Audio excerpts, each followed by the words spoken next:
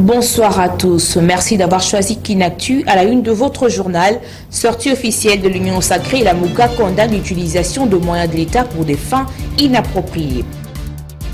Et de ville en ville, la MONUSCO s'est lancée dans la campagne de sensibilisation contre l'exploitation des habits sexuels en RDC pour une durée de 3 mois. Bienvenue à tous, merci de suivre ces programmes. C'est mardi 25 avril, le Premier ministre Jean-Michel Samalou Kondé a ouvert au Fleuve Congo Hotel le séminaire de renforcement de capacité de membres du gouvernement. Le dit séminaire sera ponctué de plusieurs exposés dans le but de consolider la cohésion au sein du gouvernement et assurer l'exécution harmonieuse du programme gouvernemental. Nous y reviendrons avec force et détails dans nos prochaines éditions.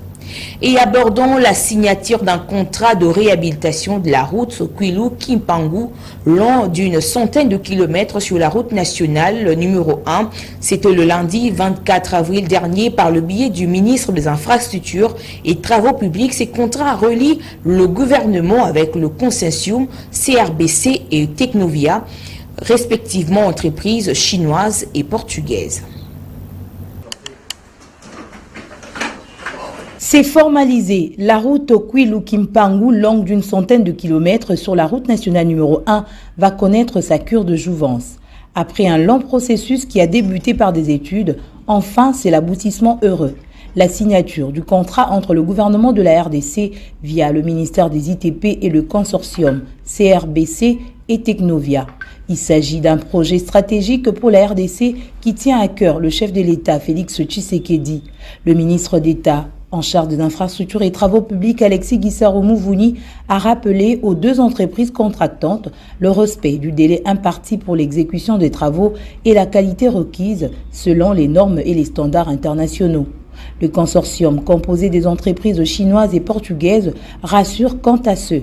Serge Nawej, avocat du consortium, revient sur le contenu de ce projet qui va faciliter le commerce intérieur et le trafic transfrontalier avec l'Angola. Nous avons eu aujourd'hui l'occasion de clôturer une longue période de négociation pour un projet extrêmement important, non seulement pour l'intérieur du pays, mais également pour l'extérieur, parce que c'est une route stratégique, comme je l'indiquais plus en avant. Donc ce sont des travaux d'infrastructure classiques qui sont sur la route, comme je vous ai dit, Kwilu-Kimpangu, et qui vont constituer à mettre en place en réalité tout ce qui est nécessaire pour qu'une route soit érigée sur ce tronçon d'environ une centaine de kilomètres. Fondamentalement, nous sommes engagés, le consortium s'est engagé à faire un travail aussi rapide que possible parce que cette route est une route stratégique.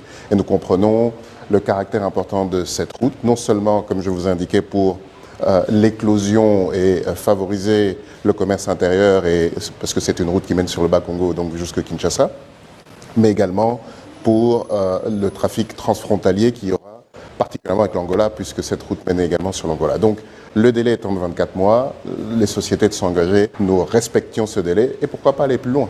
Ce contrat consiste à réhabiliter et à moderniser la route allant de la bifurcation de la route nationale numéro 1 de Kwilu-Ngongo à Kimpangu d'une centaine de kilomètres, les voiries des Kwilu-Ngongo 8 km et celles de Mbanza-Ngongo 8 km ainsi que les infrastructures frontalières à Kimpangu et connexes. Le vice-premier ministre en charge de l'Intérieur, Peter Kazadi, a procédé le week-end dernier à la pose de la première pierre pour la construction d'un aérogare moderne en Mbujimayi à l'aéroport de Bipemba, financé par le gouvernement congolais et la Banque africaine de développement. Au cours de cette cérémonie, le directeur général de l'entreprise, Ewan Belders, a salué la vision du chef de l'État, le peuple d'abord, qui se rallie à la qualité des infrastructures d'utilité publique, qui par conséquent favorise la création de l'emploi et l'amélioration des conditions de travail pour l'administration publique. Je voudrais avant toute chose, Excellence, Monsieur le Vice-Premier ministre, représentant personnel du Président de la République, saluer la vision du chef de l'État qui place homme au centre de toutes les préoccupations et qui résume en ces termes le peuple d'abord. Pour notre entreprise, le peuple d'abord, c'est aussi la qualité des infrastructures qui permettent de rendre correctement service à ce peuple. Qui dit l'infrastructure de qualité, dit notamment la création d'emplois, l'amélioration des conditions de travail dans l'administration, ayant un impact sur le niveau de vie de nos populations. Après la pose de la première pierre de la construction de cet aérogare, le patron de la territoriale, Peter Kazadi, a affirmé que le temps de promesse est révolu. Ce qui vient de se passer aujourd'hui s'inscrit dans la vision du chef de l'État. Il avait promis de développer les infrastructures du Kasaï oriental comme de la RDC. Notons que cet ouvrage d'intérêt public sera construit pendant une année et sera érigé sur 5245 mètres carrés avec une capacité de 150 passagers par heure à des heures de pointe au départ et de 250 passagers par heure à des heures de pointe à l'arrivée. Il aura des portes arrière, des parkings pour le public, des scanners de bagages, des inspecteurs à eau, une climatisation et un système de sécurité adapté à l'ouvrage. Et le vice-président de la Chambre basse du Parlement, André Mbata, a retracé le processus de la démocratisation en RDC et a aussi restitué le fait qui ont amené vers la proclamation de la multiplicité de partis politiques. Il a par ailleurs glissé quelques mots sur la sortie officielle de l'Union sacrée prévue ce samedi 29 avril au stade de Martyrs de la Pentecôte. Le 24 avril 1990, c'était le départ, c'était une aube nouvelle.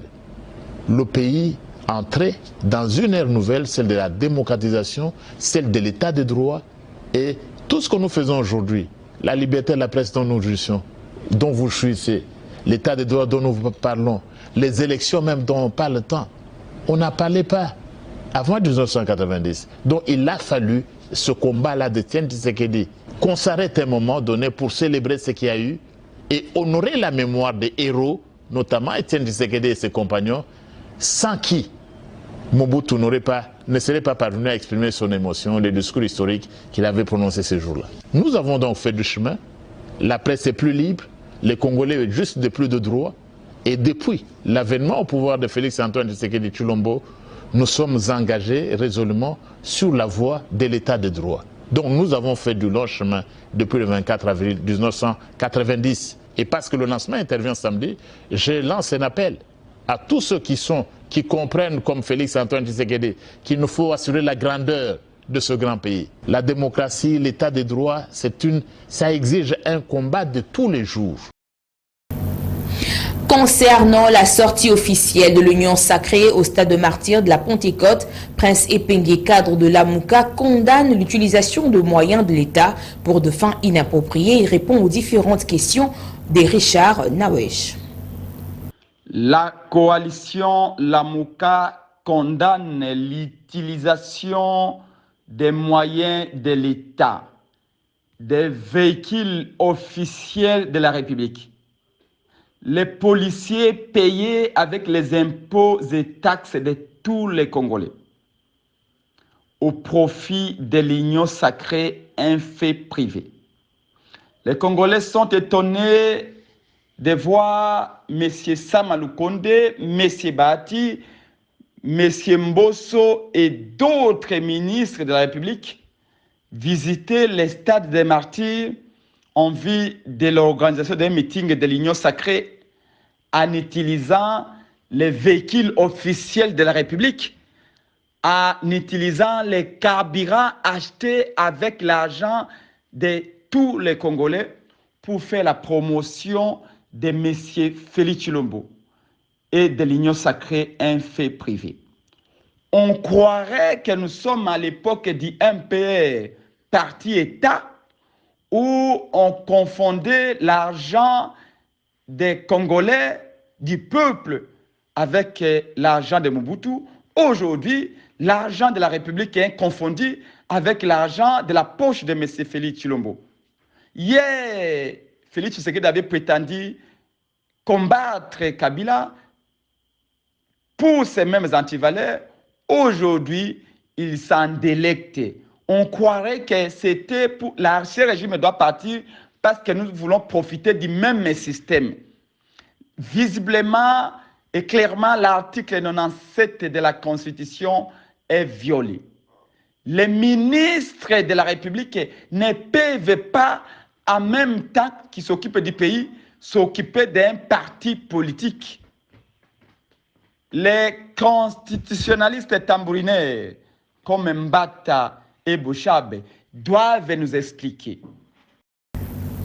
Prenant cette nouvelle en brève, le chef d'état-major de la garde républicaine, le général de brigade Ephraim Kabikiriza, en mission de travail à Lubumbashi, a rappelé le militaire de la garde républicaine à la fidélité et à la loyauté au commandant suprême des forces armées de la République, Félix-Antoine Tshisekedi.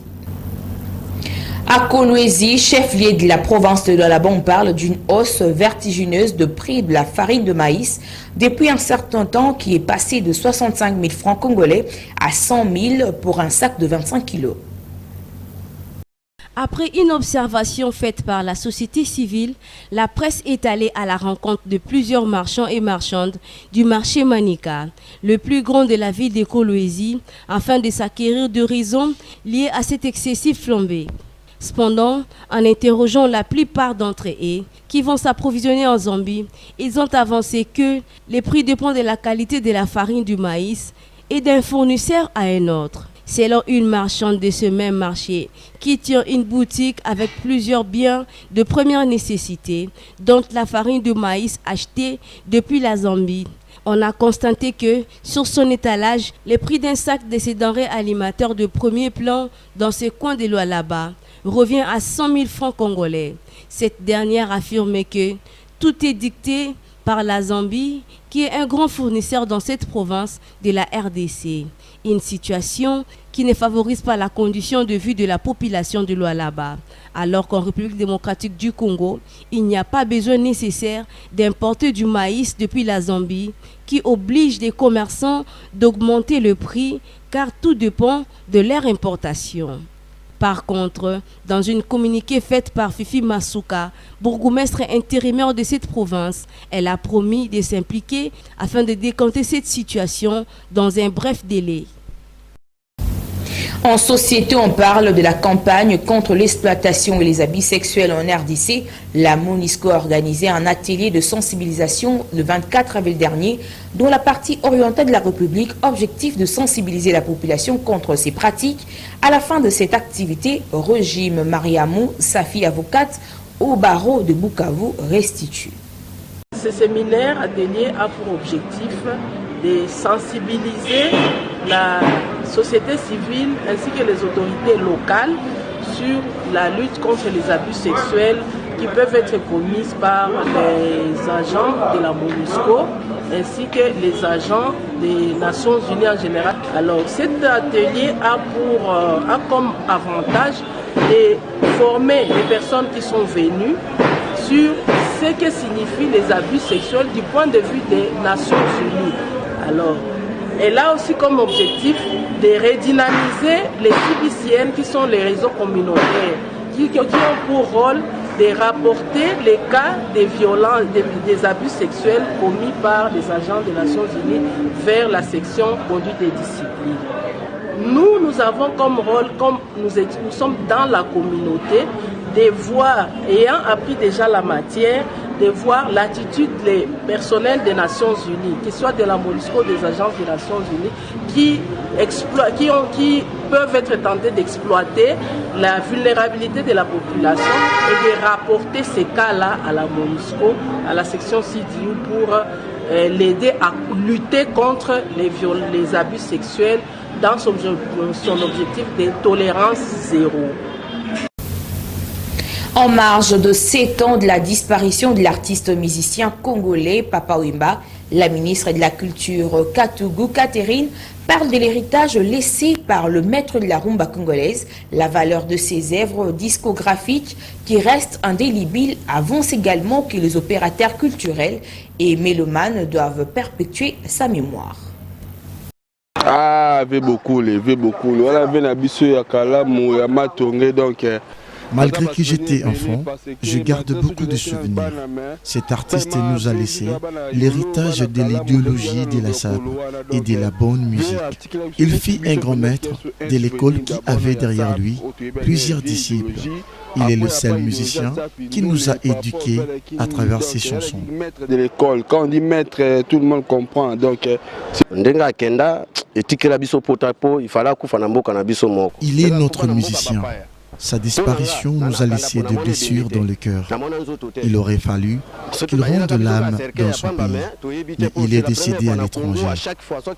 Nous sommes toujours mécontents car nous n'avons vu que le cercueil et non son corps. Pourquoi nos artistes, musiciens et comédiens meurent beaucoup ces derniers temps?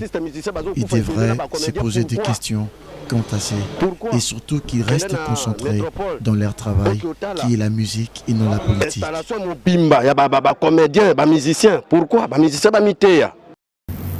Et au niveau international, on parle de poursuite de combat au Soudan. Un point aérien a été érigé à Djibouti pour évacuer les étrangers vivant au Soudan. 2 avions militaires sont arrivés dans ces pays pour assurer l'évacuation de civils. Plus de 388 personnes ont déjà été évacuées depuis le début de l'opération. Bien écoutez, vous avez parfaitement raison de restituer un peu la réalité et la dangerosité aujourd'hui au Soudan par rapport à ces conflits-là. Il est vrai que Djibouti ne sert que de point, en tout cas logistique, pour l'ensemble des pays amis concernant l'évacuation de leurs ressortissants. Donc il est vrai qu'il y a eu, comme vous venez de l'entendre, peut-être une tentative de la part des Français hier qui malheureusement n'a pas abouti à grand-chose. Cependant, chaque pays émet lui-même sa logistique, travaille justement sur sa stratégie, mais Djibouti, encore une fois, je le rappelle, ne sert que de pont aérien dans les cas de l'évacuation des ressortissants des pays amis issus de la communauté internationale en tout cas. Écoutez, ça, je pense que seules les autorités françaises pourront éventuellement vous confirmer ou vous infirmer sur cette situation concernant leur action sur Khartoum. Mais néanmoins, encore une fois, je le dis, Djibouti, nous essayons en tout cas à partir de notre aéroport de gérer justement tous ces flux, en tout cas d'avions qui viennent, puisque nous avons décidé d'ouvrir justement notre espace aérien pour l'ensemble des pays qui ont des ressortissants au Soudan. Donc je pense que pour des questions, pour tout ce qui concerne la gestion interne d'évacuation des militaires de tel ou tel pays concernant leurs ressortissants sur place, je pense qu'il faut vraiment s'adresser aux autorités parce que ça, ce sont des points que nous ne pouvons pas gérer malheureusement. Cette fois-ci, en sport, la Fédération internationale de football, association FIFA, met en place un comité de normalisation à la tête de la Fédération congolaise de football, association FECOFA, pour une durée de 7 mois. Sa mission prendra fin au plus tard le 30 novembre 2023. La Fédération internationale de football, association FIFA en sigle, met en place un comité de normalisation à la tête de la Fédération congolaise de football, association FECOFA en sigle. Pour une durée de 7 mois, sa mission prendra fin au plus tard le 30 novembre 2023. L'annonce a été faite par l'instance fêtière du football mondial. Ce comité aura pour principale mission, hormis de gérer les affaires courantes de la FECOFA, veiller au bon déroulement du processus électoral déjà enclenché jusqu'à l'élection du nouveau comité exécutif. C'est la conséquence logique d'une certaine crise qui s'est visiblement dégagée dans l'actuel comité où des dissensions sont apparues, notamment lors du choix du stade où les Léopards devaient jouer leur match aller de la 3e des éliminatoires de la Coupe d'Afrique des Nations CAN en sigle, Côte d'Ivoire 2023. D'aucuns ont deux points de vue opposés entre le secrétaire général et un des vice-présidents de cette institution sportive de la République.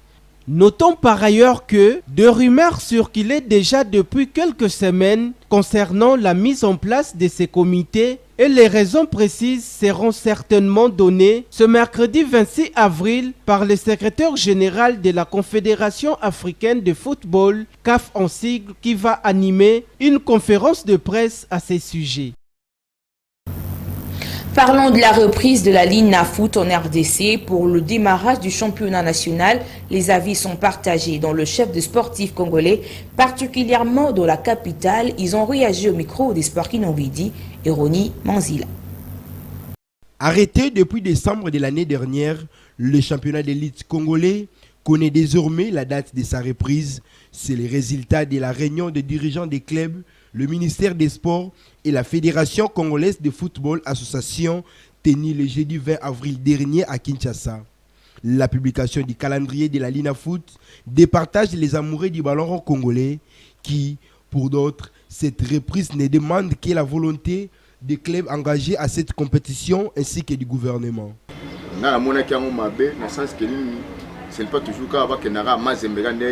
Pour nous, Veclibien, il est souhaitable qu'il y ait reprise du championnat car c'est une question de la volonté entre les dirigeants et la fédération.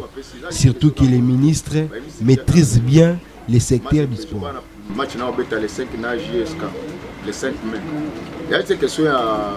Si les uns croient à un retour du championnat d'élite, d'autres pensent qu'il n'est pas question de reprendre car le temps déjà écoulé et il faudra plutôt attendre la saison prochaine.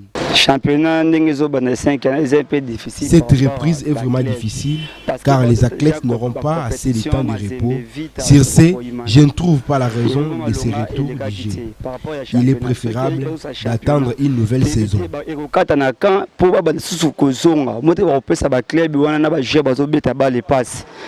Dans ce calendrier rendu public, il ne figure que les rencontres de la phase retour qui débutent le 5 mai prochain à Lubumbashi dans une explication qui opposera le tout-puissant Mazembe à la jeunesse sportive de Kinshasa. L'ASV Club reste à ce jour à la tête du classement avec 31 points en 11 matchs. Bouclons ce journal par le valeur nutritive. Que savez-vous du soja? Il est riche en protéines de bonne qualité, la seule espèce végétale à se rapprocher de plus de protéines animales, notamment viande, œufs, poissons et bien d'autres. Originaire d'Asie, le soja contient de protéines complètes pouvant remplacer la viande chez les végétariens. De plus, le soja ne contient pas de cholestérol et on y retrouve des gras de bonne qualité, incluant des acides monoinsaturés et polyinsaturés. En cuisine, il offre une multitude de possibilités et s'est prête à toutes les associations. Le soja possède plusieurs caractéristiques. Il est une excellente source de protéines végétales. Il est riche en phytoestrogènes, il est une source de lipides insaturés, il favorise la santé cardiovasculaire, il est une bonne source de vitamines. Parmi les nutriments contenus en bonne quantité dans le soja, nous pouvons en citer quelques-uns. Le fer. Chaque cellule du corps contient du fer. Ce minéral est essentiel au transport de l'oxygène et à la formation de globules rouges dans le sang. Il joue un rôle dans la fabrication de nouvelles cellules, les hormones et les neurotransmetteurs. Le soja est une bonne source de zinc. Il participe notamment aux réactions immunitaires, à la fabrication du matériel génétique à perception du goût, à la cicatrisation de plaies et au développement du fœtus. Le calcium. Le boisson de soja enrichi sont une bonne source de calcium. Le calcium est de loin le minéral le plus abondant dans le corps. Il est majoritairement composé dans les os dont il fait partie intégrante. Le soja contient de phytoestrogènes, notamment la génistéine. Dans l'organisme, le phytoestrogène, quant à eux, entraîne leur destruction, diminuant ainsi la dimension des tumeurs mammaires.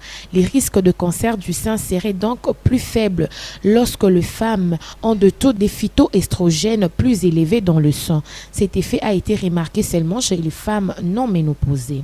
Notons par ailleurs que la consommation de produits du soja qui pourraient être bénéfiques pour la santé cardiovasculaire en raison de ses qualités nutritionnelles. Les effets positifs sur la santé cardiaque seraient en partie dus au fait qu'en consommant du soja, on diminue notre consommation d'aliments d'origine animale comme la viande rouge par exemple qui contient de gras saturés et trans et qui sont néfastes pour le cœur. C'est déjà la fin de ces grands rendez-vous informatifs sur nos antennes. Bien avant de nous quitter, suivez le rappel de principales articulations. Sortie officielle de l'Union sacrée, la MOUCA condamne l'utilisation de moyens de l'État pour des fins inappropriées. Et de ville en ville, la MONUSCO s'est lancée dans la campagne de sensibilisation contre l'exploitation des habits sexuels en RDC pour une durée de 3 mois.